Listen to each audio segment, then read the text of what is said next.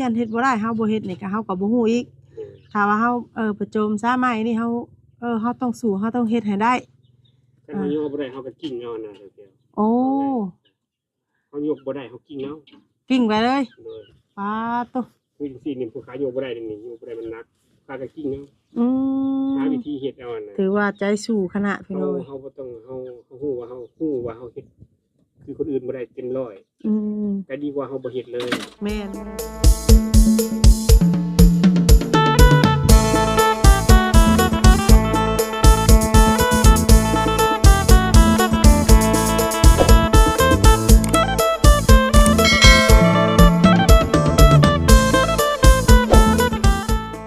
เปิดภาพมาพี่น้อยเนาะ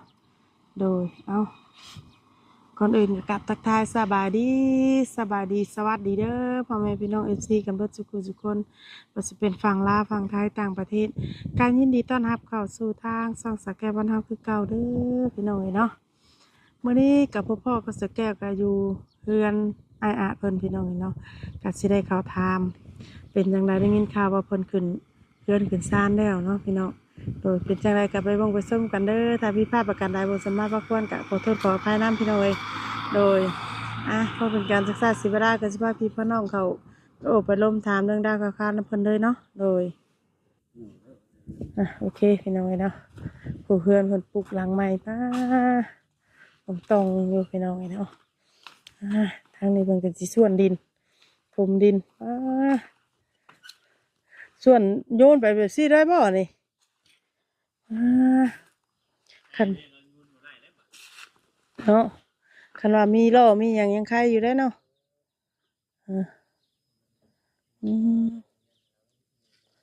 โดยพี่น้อยเนาะเอาถมดินถมเบิดเนาะเพื่อเบิดนี่กะโอ้ยเพื่อถมเบิดกับพ่ออยู่เนาะ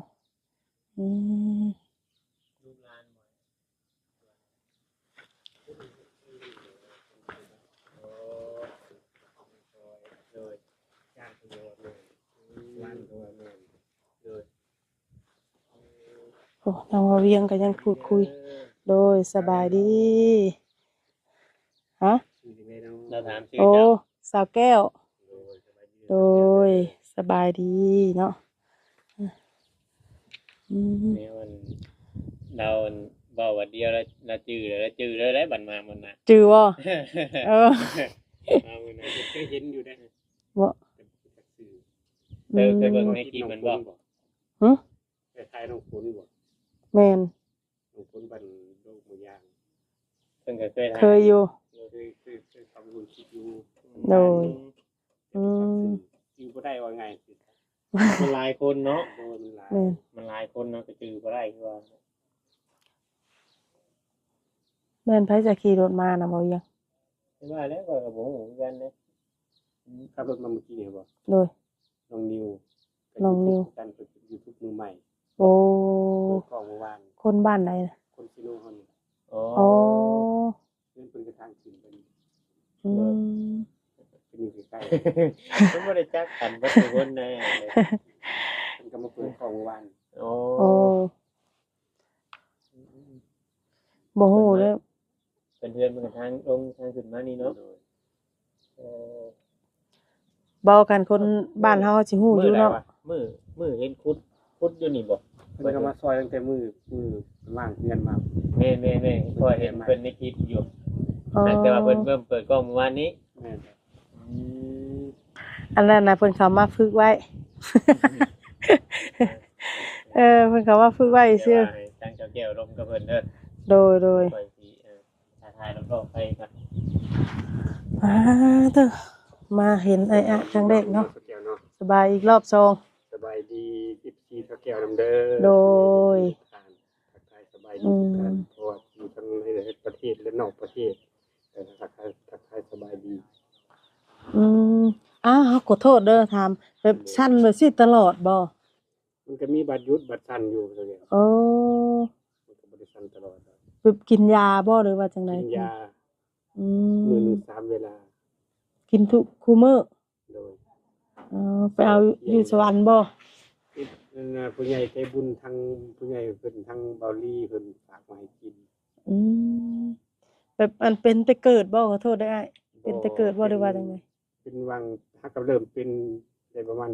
เข้าปีที่4ปีนี้ปีที่สี่โดยอืมเป็นอยู่บ้านนี่บ่หรือว่า เป็นอยู่กรุงเทพฯพุ่นเลยตัวแกอยู่กรุงเทพ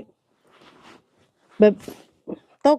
ตกไม้ล่มหยังบ่หรือว่าจังได๋โรคมันเป็นโรคมันผลข้างเคียงบ่ผู้ค้าก็บ่เข้าใจคือกันอืเพิ่นเอิ้นมว่าเป็นโรคพาร์กินสันโอ้แบบนี้ก็มีบัดนี้ เอโรคอพาร์กินสันเพิ่นเออเพราะว่าเฮาก็ว่าเห็นอยู่แต่ในคลิปเนาะแต่ว่าเฮาบ่ได้เห็นตัวจริงหันนะมาเห็นตัวจริงนี่อันนี้สันคอยได้เท่าแก่นี่นะบ่เลยเพราะว่าอืกินยามแล้วมันก็สันคอยช่วงที่เพิ่นมาถ่ายคลิปใหม่ๆนะให้สันแฮงกว่านี้เพราะว่าผู้ค้าบ่ได้กินยาดิโอ้แต่ก่อนน่ะบ่ได้กินยาผู้ค้าเบิดอืก็ไปมหาซื้อบ่ได้แล้วก็บ่มีเงินแน่แล้วว่าง่ายสิซะก็ก็คิดว่าเอ้าเป็นจังได๋ก็เป็นไปซะเถาะมันบ่มีเงินซื้อแล้วก็มันก็บ่จักหม้องซื้อแน่อืมก็สั่นนี่สั่นแต่มือบ่หรือว่าแข้งขาแข้งขาก็สั่นเด้โอ้ถ้าว่ามันสั่นแฮงๆนะเอาบัดเฮาย่างเลแต่ยจ้ะว่าส่วนมากก็สิสั่นแต่แขนนี่แหละอืมแขนนี่มันสินั่นกว่าเนาะสั่นแต่มือ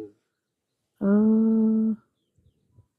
บัดเฮาย่างไปหันไปนี่เด้ซะบ่ย้านล้มบ่คือเห็นแบกไม้แบกตอกในคลิปน่ะก็เฮ็ดไปแหละเท่าแก่โอ้ยพื้นสังขารเฮ็ดนั่นแหละว่าง่ายสิซะอืเว้าแบมบร้อนๆหรือว่าเป็นแป้นโลดนะโดยพื้นสังขารเฮ็ดนั่นแหละๆคันว่าเฮาบ่เฮ็ดบัดเอาใจบ่ได้สู้เนาะเอาใจสู้เอาอืม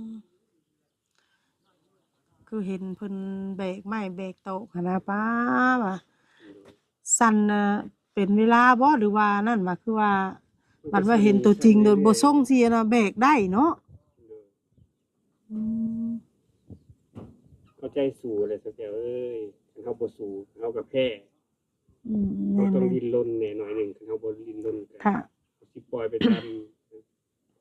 ถ้ากรรมเฮาบ่สู้มันก็บ่ได้โดยถ้าเพราะว่าว่าเฮาต้นทุนชีวิตเฮามันต่ำแม่นถ้าว่าเฮาสิท้ออย่างเดียวมันก็โดยเนาะแฮงอันนั้นกว่าเก่ารอความตายเฮาก็รอได้อยู่แต่ว่ามันเฮาก็ต้องสู้นะโดยโอ้ยว่าพื้นความตายบ่แม่นสิว่าตายเอาบัดเดียวเนาะแม่นว่าบ่ได้เด้ตัวนี้พี่น้อยเนาะบางเทื่อเฮาสู้ไปเฮาสู้ไปนะบางเทื่อเฮาสู้ทนไปแบบมีกำลังใจมาโดย เออสู้คัต่อไปนเฮาบ่สู้แล้วเขาก็บ่รู้จักว่าแพ้มันเป็นจังได๋แม่น คำว่าแพ้เป็นจังได๋เขาต้องสู้ก่อนสมมุติว่าเฮาสิเฮ็ดอันนี้เฮาสิเฮ็ดได้บ่สิเนาะคันว่าโอ้ยันเฮ็ดบ่ได้เฮาบ่เฮ็ดนี่ก็เฮาก็บ่ฮู้อีกเออถ้าว่าเฮาประโจมซาไม้นี่เฮาเฮาต้องสู้เฮาต้องเฮ็ดให้ได้คันอาเฮาย่อบ่ได้เฮาก็กิ้งเอาน่ะเจ้าโอ้เอาง่ายเฮายกบ่ได้เฮากิ้งเอากิ้งไปเลยโดยป๊าดโตคือจังซี่นี่ผู้ขายกบ่ได้นี่ยกบ่ได้มันหนักข้าก็กิ้งเอาอืหามวิธีเฮ็ดเอาน่ะถือว่าใจสู้ขนาดพี่น้อยเฮาบ่ต้องเฮาฮู้ว่าเฮาเฮ็ดคือคนอื่นบ่ได้เต็มร้อยอืมก็ดีกว่าเฮาบ่เฮ็ดเลยแม่นๆเฮาเฮ็ดได้ส่ำใดเฮาก็เฮ็ดเอาส่ำนั้นโดยอืมคือส่วนดินนี่เช้านี้ก็ส่วนแล้วส่วนแล้วอืมส่วนรัดเอาเช้ารัดเช้ารัดแลงเอาโดยมันแดดโดยอืมมีล้ออยู่บ่เลยบ่มีเด้อเจ้าแก้วล้อบ่มีป๊าคันโตมีล้อก็สิสะดวกกว่านี้อยู่แม่นบ่มีล้อบัดนี้มันยากเลยเนาะมันไกลเนาะโดยถมเบิดแล้วว่านํนี่ชมเพียงข้างหน้านี่แหละเจ้าแก้วอืเปิดสิเพียงพี่น้องเอ้ยพอดีเลยดินน่ะแต่ว่าคันบ่ชมมันก็น้ำมันคงยามฝนแม่นเพราะมันเป็นไหนาเนาะโดยดินนี่สุดไสซะดินนี่ทุกหัวนี่แหละอ๋อแล้วก็มาลักนี่สองไหนาโดยพอดีแคมทางเลยเนาะโดยอาเป็นอะไรขึ้นแล้วบ่เฮือนใหม่นี่ขึ้นตั้งแต่หมู่บ้านนี้เป็นเมื่อวานนี้โดยอาเป็นอะไรฝันดีอยู่บ่โอ้ยสะเจ้าเอ้ยรับบ่ฮู้เรื่องหยังเลย เอ้าเออเพราะว่าได้นอนบ่อนอันนั้นเลยเนาะโดยเฮาบ่ระแวงแล้วแม่บ่นยันฟ้ายันฝนแล้วมีสิสุขหัวนอนแล้วเนาะเมื่อก่อนผัดนอนบัดโอ้ยย้านฝนตกอีหยังเนาะนอนก็หลับๆตื่นโดยอีๆบัดนี้กอย่างหนึ่งมันสัญญาณคนเฮาเนาะโดยมันก็มีหยังที่ว่าบ่แน่นานมันระแวงอยู่ในใจนั่นน่ะมันก็ทำให้เฮาเป็น งานรับตื่น แม่นกินข้าวกินน้ำนะบ่อ้ายมื้อนี้ กินข้าวจีไปก่อนหนึง ข้าวนี่ท่านได้กินข้าวจี้ โดย เอ้าบ่อยากข้าวบ่เลย ลูกค้าก็บ่ค่อยนิ่นเขาปานใดเด้ อืมเป็นอะไรกินข้าวบ่แซ่บบ่ บ่แม่นบ่ค่อยมักกินปานใดนะ อื กิน ม ข้าวเช้าเป็นข้าวเที่ยงกินข้าวเที่ยงเป็นข้าวแลง เอามื้อละ2เทื่อ โดย อืมบ่แม่นว่าบ่แม่นว่าเฮาบ่มีแต่เฮาอดบ่แม่นเนาะ บ่แม่น ยันว่าโอ้ยอดบ่กินดอก แต่สิอาจสิแม่นเนี่ยก็บ่จักได้สักแก้ว เอ้า ก็บ่ถึงขั้นนั้นดอกสักแก้วเอ้ยก็พอได้มีกินอยู่ซื้อเสร็จละโล2โลนี่ล่ะพอได้ โอ้ กินอยู่ โดยแต่ว่าเฮามันบ่อยากเนาะตอนเช้านี่เป็นอันบ่อยากโอ้ยเฮ็ดเวียกไม่เมื่อยเด้อมันยังอยากเข้า เห็นเวียกเมื่อยมาแล้วกินข้าวแซ่บอยู่นำกัน2คนกับเอื้อยนี่บ่ โดย บ่ได้มีขอโทษ ก็มาอยู่นํเพิ่นนี่แหละได้2เดือนเข้า3เดือน โอ้เมื่อก่อนน่ะอยู่เมืองไทย ลูกค้าก็อยู่เมืองไทยพุ่น อืมอืม ไปการเฮ็ดงานอยู่พุ่นสิเป็นนินอุ่นแล้วก็เจ็บโซ่แล้วก็มา เพราะว่าเฮาเป็นสานบัญชีเฮาก็เฮ็ดงานบ่ได้อยู่แล้วเนาะอืมเพราะว่าเฮาเฮ็ดงานกับไผสิอยากจ้างเฮาเนาะมื้อเฮาก็ว่าเฮาเฮ็ดได้อยู่แต่ว่าเฮ็ดไปบางเทื่อมันมีข้อผิดพลาดเนาะจับไปเมืองสันทั่วๆเอาตะกี้เห็นแต่ในคลิปคิดว่าบ่แม่นคนเซโนเฮาได้นี่คิดว่าโอ้อยู่ทางเซปูนบ่ว่าซั่น ก็เสียคือกันได้เอาเนี่ย ฮะ เซปูนกับเซโนกับเซโปเสียคือกัน ตอนนั้นเซปูนบ่ตอนนี้เซโนติ โดยมันเซโนเฮานี่ล่ะเราบ่เกิดอยู่เซโนนี่ล่ะ อ๋อ แต่ว่าเป็นใหญ่อยู่บ่งอื่น อืม เกิดอยู่เซโนอยู่คุม2นี่อยู่คุม2นี่ก็อายุ9ปี10ปีแล้วก็หนีไปใหญ่อยู่บ้านพ่อพูดอยู่บ้านดอนแดงพูด โอ้ อันแก่งกอกของคุณนา โด สักแก้วเคยกินอยู่บ่ เคยได้ยินอยู่ ใหญ่อยู่พุ่น อืมก็เลยก็เลยว่าบ่รู้จักไผอันนั้นนี่เซโนแล้วก็บ่มีผู้ใดรู้จักพร้อม แม่นเพราะว่าเฮาใหญ่อยู่พุ่นแม่นอยู่เกิดอยู่พี่แต่ว่าไปใหญ่อยู่พุ่นเนาะ โดย อืมแล้ววันนี้ทางนั้นก็แล้วพ่อแม่อารมณ์หายตายจากแล้วแล้วมาพี่บ่ เอื้อยน่ะเพิ่นอยู่นี่อยู่แล้วเอื้อยน่ะ บ่ได้ไป โดย อืมโดยตก ว่าง่ายคือว่าสั้นๆเนาะเว้าประวัติสั้นๆคือว่า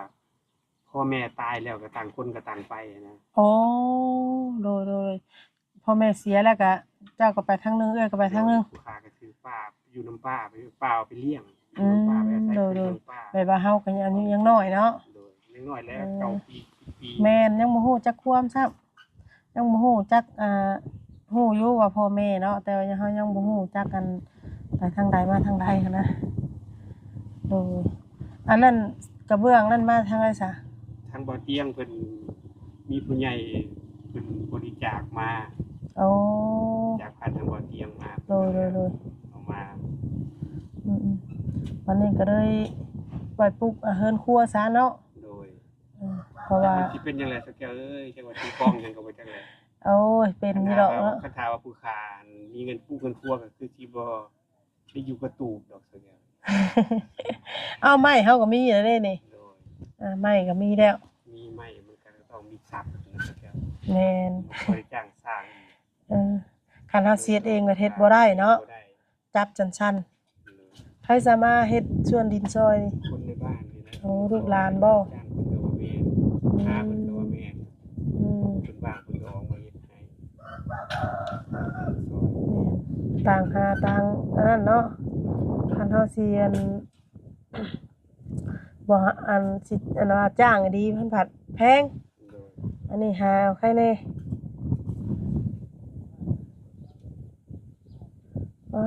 ตัวไปหน่อยปงดินกันเนาะทมนี่เบิดอยู่แต่ว่าถ้ามีล้อนี่สิสบายกว่านี้เนาะเพราะว่าเฮาได้สุกมาเด้ใส่ล้อใส่หยังสุกมา อันนี้ก็โยนมาแล้วก็ได้ซาลงแล้วก็โยนมาใส่อีกโยนซ้ำถึงนั่นแหละแล้วก็ซาลงมา อากะอันค่าอยู่เท่าไหร่ซ้ำนี่เนาะเพิ่นเฮ็ดให้ได้ซ้ำนี่แล้ว โดย เฮาค่อยเฮ็ดค่อยหา ก็ดีกว่าเก่าอยู่ โดย หลาย ดีหลายกว่าเก่าบ่ โอ้ย ชีวิตนี่ พัฒนาบ่ได้เด้อ โอ้ บอกว่าสุดๆก็เป็นจังซั่น อืมโดยอยู่กันสองคนในน้องลูกหลานบ่มีบ่ มีแต่ลูกเอื้อยนั่นแหละ อื ไป ม มาเพิ่นมาเยี่ยมมายามก็มีแต่ลูกเอื้อยนั่นแหละ โอ้ ลูกผู้ขาบ่มีดอกมีอยู่คนหนึงแต่ว่าเพิ่นก็บ่ค่อยสนใจนำ อืม ผู้ขาก็โตคนเดียว คือว่าอะไรเพิ่นก็ไปอยู่นำแม่เนาะมันก็พ่อแม่แยกทางกันกับเด็กน้อยบางคนก็ไปอยู่นำแม่ก็แล้วสินะบ่ยังต้นยังล่ะหัวสิไข่บ่น่ะ โดย ตัวเอามาแต่ทางได้หัวสิไข่น่ะ แต่ก่อนพวกตัวดีเองมัน โอ้ปลูกอยู่พุ่นวันนี้เดี๋ยวก็ได้มากมาวันนี้ แบกไม้ก็แบกว่าจะพูดแล้วแบกพูดไม้ก็บ่ ขอยเห็นเจ้าแบกหั่นน่ะข่อยว่าเอาว่าสั้นแล้วคือมาแบกได้ว่ะ ใจเอาใจวัดเนาะ เศร้าเมื่อยอยู่บ่อันมานี่ แบกบ่ แม่น บ่ แบ ได้ ก เศร้าเลย บ่ได้เศร้าเลย ตัวเดียวเลยมานั่งเศร้าแบกในบ้านถ้าคุณก็มานั่งเศร้าอยู่ที่มาปงที่ก็เศร้าอยู่ที่ อืม ว่าสิเศร้ากลางทางนี่บ่เศร้าเลย บ่มันเป็นสั้นธรรมดาเด้เนาะสั้นใจสู้เฮาต้องสู้เนาะเพื่อความเฮาอยากได้ แต่เฮาฮู้ว่าคำว่าแพ้มันเป็นจังได๋ โดยถ้าเฮาบ่สู้เฮาก็บ่ฮู้บัดเวลาเฮาบัดสิไปหันไปนี่ได้ขี่รถจักรนี่เจ้าก็ขี่ได้อยู่บ่รถมัน พอมัน โอ้เอาบัดไปทางใดมาทางใดย่าง ย่าง อื แต่รถ ม ก็บ่มีขี่นี่ บ่ยันว่าเห็นรถนี่ยันว่ารถมีรถจักรอันคันนี้ยันว่าเจ้าขี่ ขี่บ่ได้ดอกขี่บ่เป็นดอกรถมัน เป็นอะไรบ่กล้าขี่ บ่กล้าขี่ กับอีกอย่างเฮาก็สั่นเนาะบัดนี้ว่าจากจุดได้น้อยนึงสิเนาะ หยุดแล้วมันเป็นมันหยุดมันก็หยุดเลยสักแก้ว พี่น้อยพูบัดจากจุดก็หยุดคือปกติอยู่เนาะเออ แต่ก็เห็นไปเรื่องมันก็เริ่มสั่นขึ้นมาคือเก่านะ บัดกลางคืนนี่ก็สั่นอยู่บ่ กลางคืนก็ตอนเฮาบ่ทันได้รับมันก็สั่นนั่นแหละ ม แต่ก็เป็นบางมื้อก็บ่สั่น อ๋อ แต่ตั้งแต่กินยานี่มันก็ดีขึ้นหลายนะเนี่ย แต่ท่านได้กินยานี่สั่นตลอด สั่นตลอด หลังจากกินยามานี่ใครแน่คุณได้บัดนั้นก็ต่อยาอีกเนาะบางทีเฮากินยาไปเรื่อยๆมันอาจสิเศร้าก็มี บ่เศร้าแต่ว่าบรรเทาได้เนาะเพราะว่าเฮาบ่สั่นตลอดจังซี่นะโอ้ยก็ดีใจน้ำอ้ายเพิ่นพี่น้อยเนาะโดยที่ว่ามีบ่อนพักพึ่งมีเพิ่นมีซ่านอยู่แล้วมีดินมีดอนอยู่แล้วเนาะเฮาจังบ่ได้ฮ้อนอกตกใจว่ามีผู้มาไล่ทีได้หยังเนาะโอ้ยตะกี้เห็นแต่ในคลิปพี่น้อยเห็นตัวจริงเพิ่นแล้วบัดนี้เนาะก็ ดีคิดมันซะแก้ว ก็คือกันก็อยู่ในคลิปนะหากแต่ว่าในคลิปนี่เฮาสิเห็นแบบคร่าวๆเนาะว่าแม่นบ่คนใกล้นี่ถามบ่าวเวียงมื้อเช้านี่เพิ่นว่าอยู่เซโนโอ้ยข่อยว่าคิดว่าเราอยู่เซโปนว่าซั่น ก็สิคือกันอยู่ แม่นอยู่ เซคือกันหากยันว่าอยู่เซโปนบ่แม่นเซโนหั่นน่ะบัดมาเห็นมันก็บ่ไกลปานใดพี่น้องเห็นเฮามาบัดเห็นเพิ่นเอ้า บ้านใกล้เคียงกันเนาะสักแก้ว โดยบัดมาเห็นมันไสว่าสั่นคือมาส่วนขี้ดินก็ได้ว่ะคิดว่ามันอยู่ที่ใจเนาะสักแก้วเนาะ โดย อันนี้แหละเพิ่นว่าถึงสิเป็นจังใดเฮาก็ใจเฮาสู้เนาะ โดยใจเฮาสู้นี่เฮาต้องได้อย่างเดียวสาเป็นกำลังใจให้เด้อเนาะทางไอ้ฮะโดยมื้อหน้ามื้อไหนสิมาใหม่เด้อโดยสบายดีสบายดีเด้อทางนั้นเด้อโดยมาส่วนขี้ดินกันมันร้อนแดดเด้อเนาะต้องมาแต่เช้ารัดแรงแม่นคันมีล้อนี่สบายเนาะเพราะว่ามันได้สุกมาทางนี้เด้หัวสิไข่เพิ่นกับพี่น้องเอ้ย เพิ่นปลูกไว้หลายอีดีนี่เนาะโอ้เป็นเหงาบักใหญ่อืมมาปลูกแถวหัวไปนี่แหละนี่เนาะอ่าบริเวณพี่น้องปลูกไม้ที่ว่าเพิ่นแบกมาแต่ทางพู้นเพื่อนหลังเก่าพู้นพี่น้องเนาะแบกมาไว้ก็ไกลสมควรเลยเนาะโอ้ตั้งแต่กกกระทันพู้นพี่น้องเอ้ยอ่าเป็นส่วนดินนี่ก็ส่วนลัดเจ้าลัดแรงเพิ่นว่าพออัน ส่วนมือเด็กมือน้อยก็แล้วไปเป็นก็ค่อยๆแล้วนะพี่น้อยเนาะโดยพี่น้อยสำหรับคลิปนี้ก็สิประมาณนี้เด้อเนาะขอบคุญขอบคุณที่เข้ามาชมช่องเสแก้วแต่ต้นจนว่าจบแล้วกับโปรแกรมโฆษณาเด้อเนาะโดยมาเยี่ยมมายามทางเพื่อนนายเป็นครั้งแรกพี่น้อยเนาะโดยสำหรับคลิปนี้ไปแล้วพี่น้องเนาะพบกันในคลิปต่อไปสำหรับคลิปนี้ก็กล่าวคำว่าสบายดี